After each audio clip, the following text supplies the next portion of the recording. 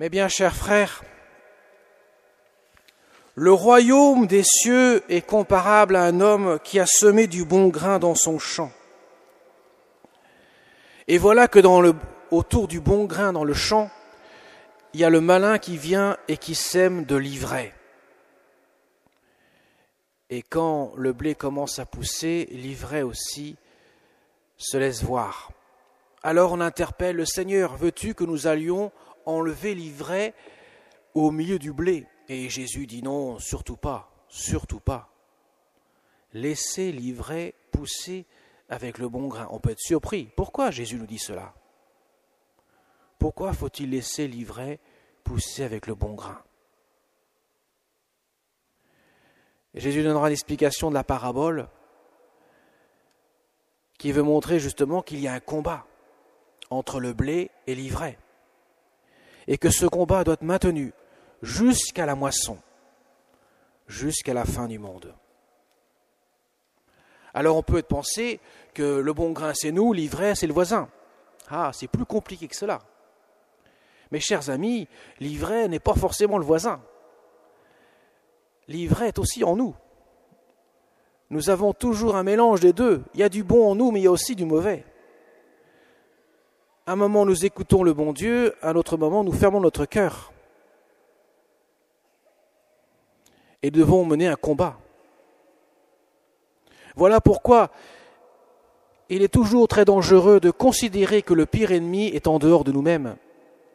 Le pire ennemi, c'est sûrement pas le voisin, c'est sûrement pas celui qui vous veut du mal, même celui qui vous tuerait n'est pas votre pire ennemi, car il ne vous enlèverait que la vie charnelle, corporelle. Le pire ennemi que nous ayons, alors certes le diable en fait partie, mais c'est nous-mêmes, parce que même le diable, il pourrait nous titiller, il pourrait nous tenter de faire le mal. Mais si nous résistons à la tentation, son œuvre est vaine. Il n'emporte pas la victoire. Son combat est perdu.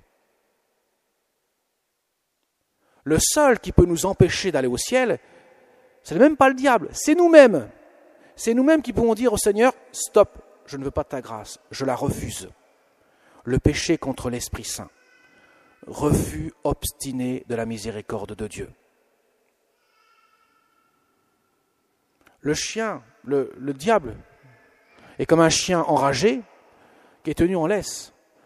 Tant qu'on n'y tourne pas trop autour de lui, il ne peut rien contre nous.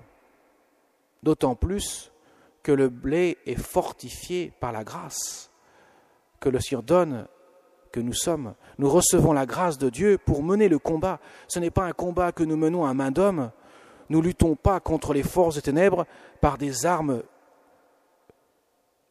humaines, charnelles, corporelles, mais nous luttons avec les armes de l'esprit, avec les armes de la foi. Voilà pourquoi la confirmation, ce jour-là, nous recevons les 7 dons de l'Esprit Saint, qui sont un équipement que le bon Dieu nous donne pour mener le grand combat spirituel, que nous devons mener jusqu'au bout de notre vie, car on n'a jamais fini de combattre, afin que le blé puisse l'emporter sur l'ivraie.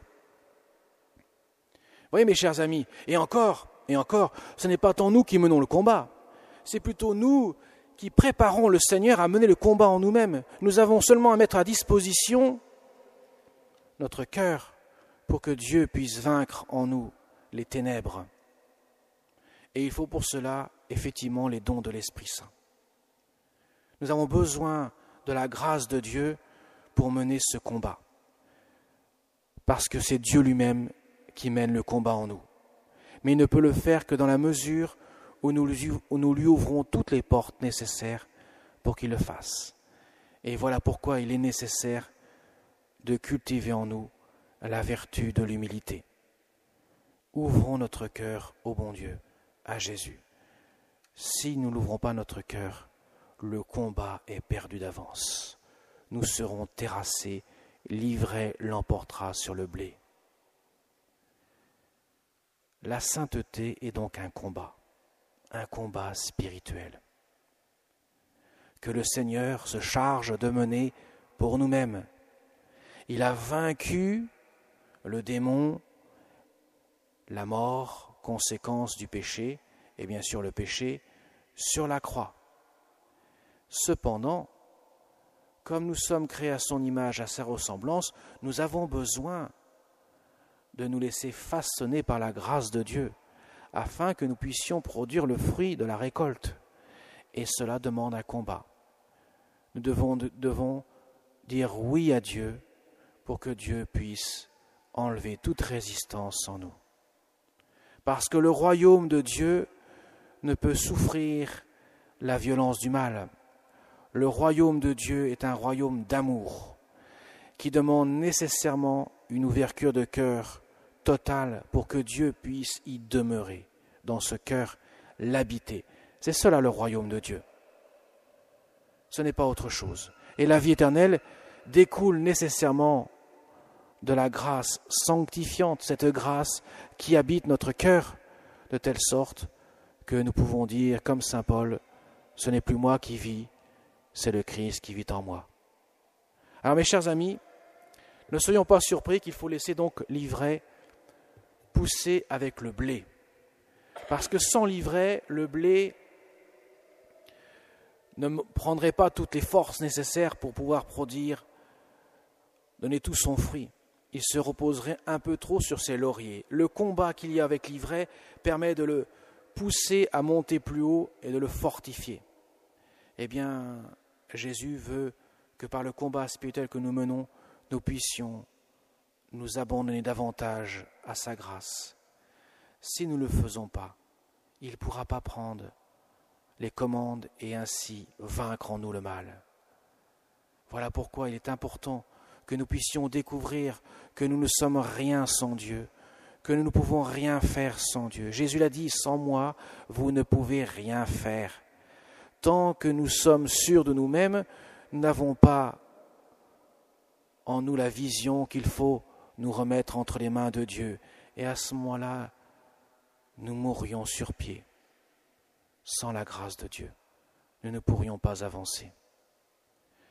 Voilà pourquoi le combat spirituel nous rappelle sans cesse que nous sommes faibles, que nous avons besoin de la grâce de Dieu, que nous avons besoin de nous en remettre entre les mains de Dieu, que nous avons besoin de grandir dans l'humilité, que l'homme n'est rien sans Dieu.